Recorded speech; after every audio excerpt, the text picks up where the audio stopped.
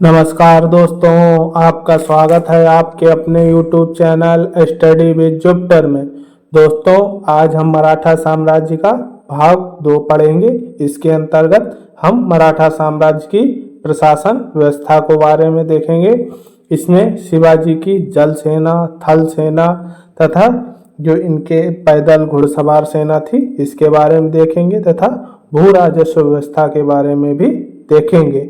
चलिए वीडियो की शुरुआत। शिवाजी का प्रशासन दक्कनी राज्यों की प्रशासन प्रणाली के साथ साथ मुगल प्रशासनिक संरचना से भी प्रभावित था। जो शिवाजी की प्रशासन प्रणाली थी वो दक्कन के राज्यों के साथ साथ मुगल प्रणाली से भी प्रभावित थी। जैसे मुगलों का कार्य लूटपाट करना था, वैसे शिवाजी का कार्य भी लूटपाट करना था। इनकी संरचना के प्रमुख घटक थे। पहला, स्वराज्य। राज्य के सभी क्षेत्र स्वराज्य कहे जाते थे।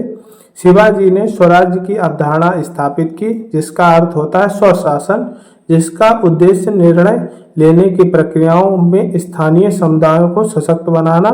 इस विकेंद्रीकृत दृष्टिकोण से के कुशल प्रशासन की अनुमति और स्थानीय मुद्दों को पर त्वरित जो प्रतिक्रियाएं थी उसे सक्षम किया।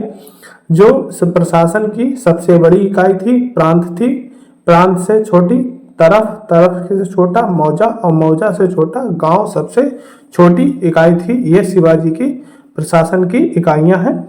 चलिए अब आगे और देखते हैं। अष्टप्रधान मंडल। अष्टप्रधान मंडल या 8 मंत्रियों की परिषद थी। शिवाजी के प्रशासन का एक महत्वपूर्ण पहलू था। प्रत्येक मंत्री एक विशिष्ट विभाग जैसे वित्त, विदेश मामले, न्याय, सुरक्षा आदि के लिए जिम्मेदार होते थे। जिम्मेदारियों के इस विभाजन ने सरकार की विशेषज्ञता और कुशल प्रणाली को सुनिश्चित किया। अष्टप्रधान मंडल में सबसे ऊपर राजा होता था। राजा के नीचे अष्टप्रधान जो मंत्री होते थे वो होते थे। इसमें सबसे बड़ा मंत्री पेशवा होता था, जो आगे चल के प्रमुख हो जाएगा। जो मराठा साम्राज्य है उसका प्रमुख बन के उसके ही हाथ में सत्ता केंद्रित हो जाएगी पेशवा के आगे। वो हम अगले वीडियो में पढ़ेंगे। जो अष्टप्रधान में सबसे पहला है पेशवा। ये प्रधानमंत्री अष्टप्रधान का प्रमुख, यह नागरिक और सैनिक मामलों का प्रमुख अधिकारी होता था जो पेशवा होता था। अगला अमात्य, ये वित्त मंत्री होता था। एक बाकिया नवीस, ये दरबार का प्रबंध करता था। अगला है सचिव सुन्निस, ये राजा का पत्राचारी होता था। अगला सुमंत, ये विदेश मंत्री होता था। सर नौबत, ये सेनापति होता था। पंडित राव, धर्म व दान का जो अधिकारी होता था या धर्मदान का प्रधान होता था वो पंडित राव होता था। अगला न्यायाधीश, न्याय विभाग का अधिकारी होता था। ये पंडित राव का जो आगे चल के देखेंगे वो पेशवा के अधीन हो जाएगा। चलिए अब आगे और देखते हैं। शिवाजी के राजस्व प्रशासन के बारे में देखते हैं। शिवाजी के राजस्व प्रशासन का उद्देश्य आर्थिक विकास को बढ़ावा देना और अपनी प्रजा के कल्याण सुनिश्चित करना था। शिवाजी के राज्य प्रशासन की प्रमुख विशेषताएं निम्न थी। पहला, भू राजस्व प्रणाली। शिवाजी एक उचित एवं उचित भू राजस्व प्रणाली लागू की, जिसे रैयतवाड़ी कहा गया। ये आगे हम जब अंग्रेजों के टाइम देखेंगे तो महलवाड़ी, रैयतवाड़ी, ये सब चीज़ों की हमें जिक्र देखने को ज़्यादातर मिलेगा।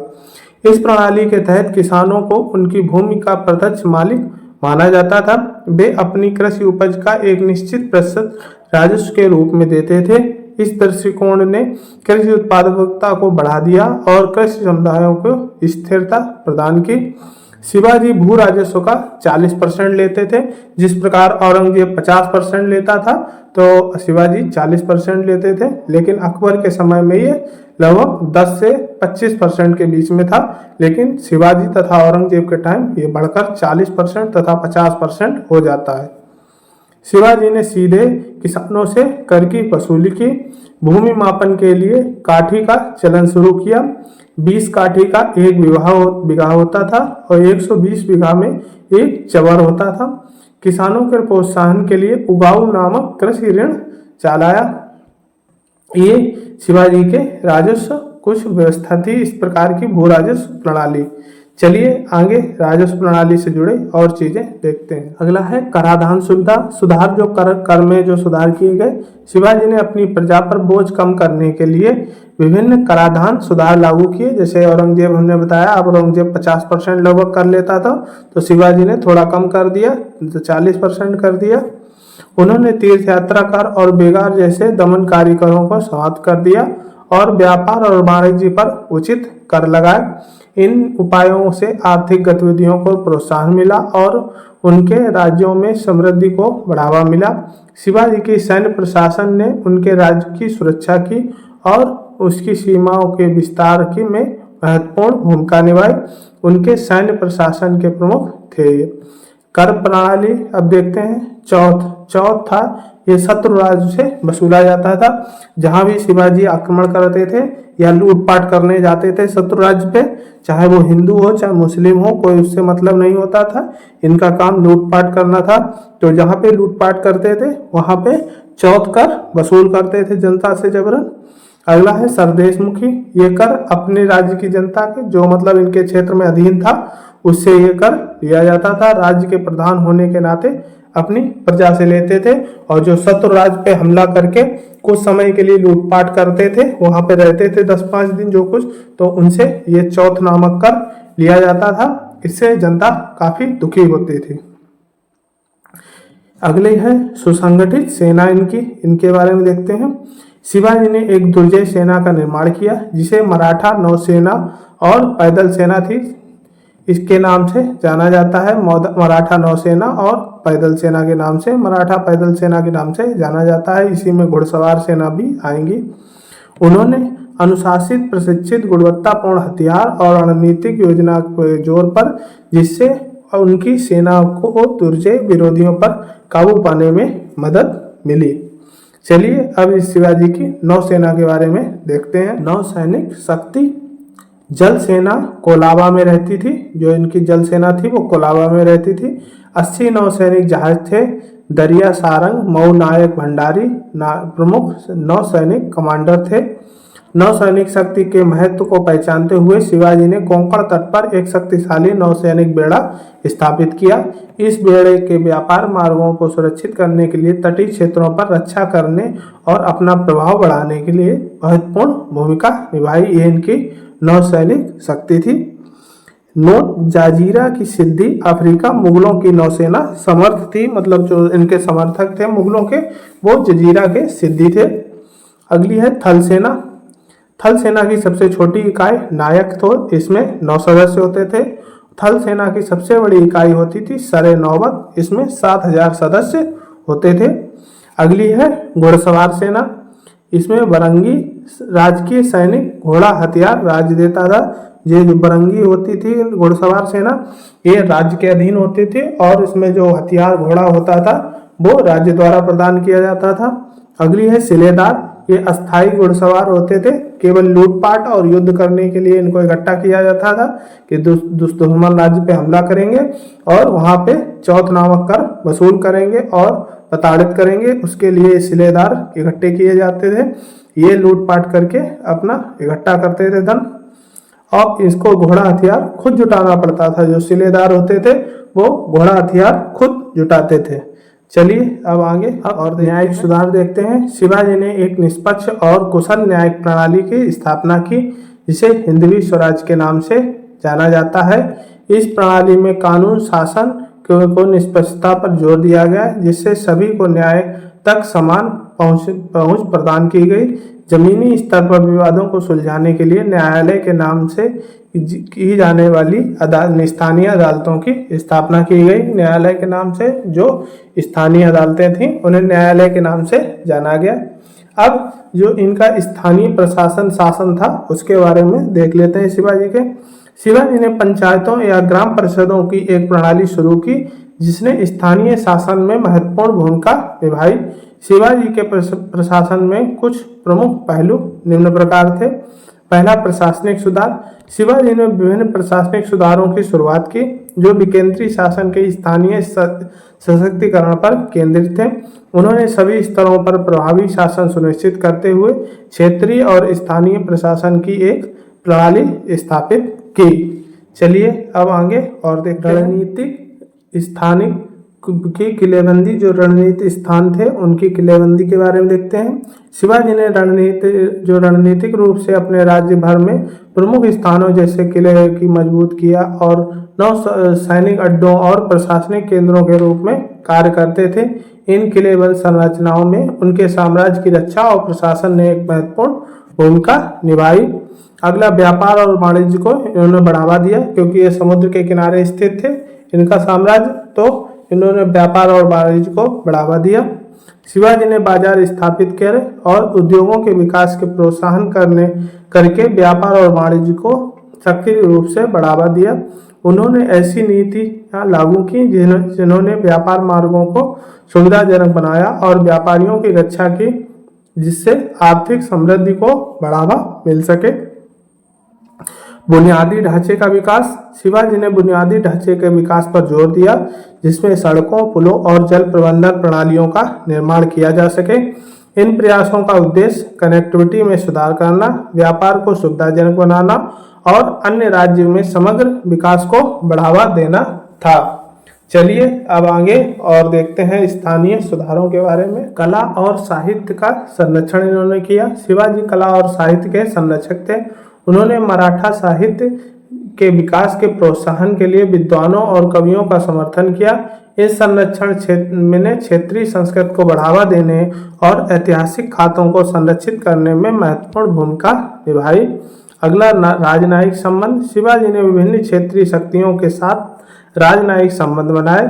वह अपने राज्य के हितों को सुरक्षित रखने और क्षेत्र की स्थिरता बनाए रखने के लिए संधियों और गठबंधनों और राजनयिक मिशनों में लगे रहे। अगला, जल प्रबंधन। शिवाजी ने जल प्रबंधन को महत्व को पहचाना और सिंचाई, जल संरक्षण और भंडारण के लिए नवीन उपायों जैसे तालाब, कुआं वगैरह ये सब बनवाए उपायों लागू किए। इस पहलों ने केवल कृषि विकास को समर्थन किया, बल्कि सूखे के समय में भी काफी सारी मदद की, क्योंकि ये पठारी क्षेत्र में रहने वाले थे, तो यहाँ पानी की समस्याएं ज्यादा रहती थी। चलिए अब आगे अगला कल्याणकारी उपाय इनके देखते हैं। शिवाजी ने अपनी प्रजा की भलाई के लिए कल्याणकारी उपाय लागू किए। उन्होंने प्राकृतिक आपदाओं के दौरान राहत प्रदान करके खाद्यान्न की उपलब्धता सुनिश्चित करने और समाज में हाशिए पर रहने वाले वर्गों का समर्थन करने पर ध्यान केंद्रित किया। जो सबसे निम्न तबके के लोग थे उन पर भी ध्यान इन्होंने केंद्रित किया। अगला है महिला सशक्तिकरण। शिवाजी ने महिला सशक्तिकरण पर जोर दिया और उनकी सामाजिक स्थिति को सुधार लाने की दिशा में सक्रिय रूप से काम किया। उन्होंने शिक्षा का अवसर प्रदान किया और महिलाओं को प्रशासनिक और सैन्य भूमिकाओं में भाग लेने के लिए प्रोत्साहित भी किया। शिवाजी के जो विरासत और प्रभाव के बारे में और देखते हैं। शिवाजी के प्रशासन के बाद में शासकों और प्रशासकों पर स्थायी प्रभाव छोड़ा। विकेंद्रीकृत शासन, कुशल प्रशासन और कल्याण उन्मुख नीतियों के उनके सिद्धांत नेताओं को प्रेरित करते हैं। जो मराठी साम्राज्य है वहाँ पर भारत में प्रभावी प्रशासन के लिए एक मॉडल के रूप में काम करते हैं।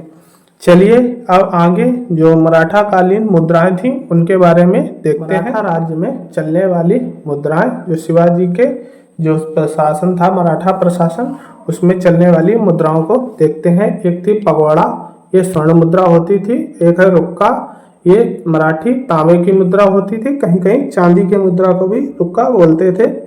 अगली है पुलिसिया, ये जनता में चलने वाली तांबे की मुद्रा होती थी।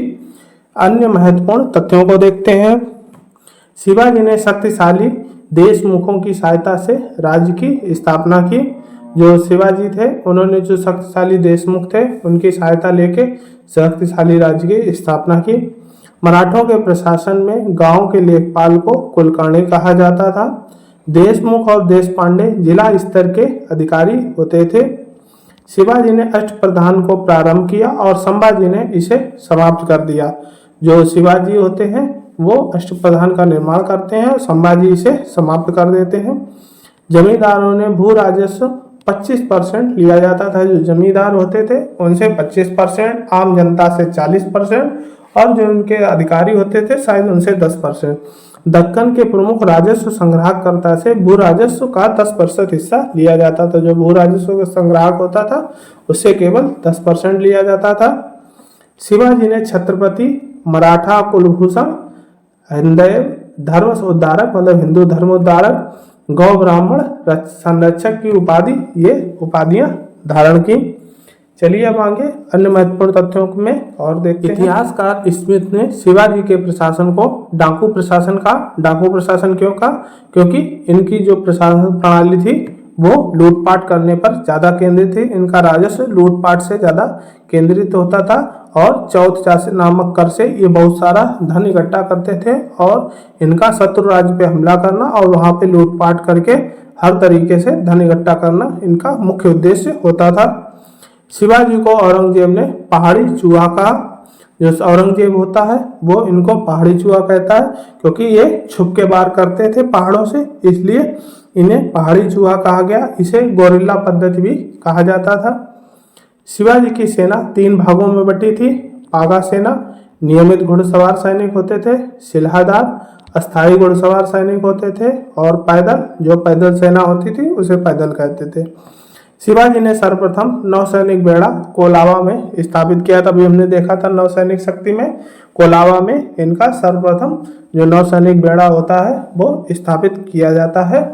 इस प्रकार से ये शिवाजी की प्रशासन व्यवस्था थी तथा आय के मुख्य स्रोतों के बारे में भी हमने जाना। इसके बाद अगले वीडियो में हम शिवाजी के उत्तराधिकारी में देखेंगे। उसके बाद जो शिवाजी के उत्तराधिकारियों के अंतर्गत पेशवा साम्राज्य होगा उसको देखेंगे।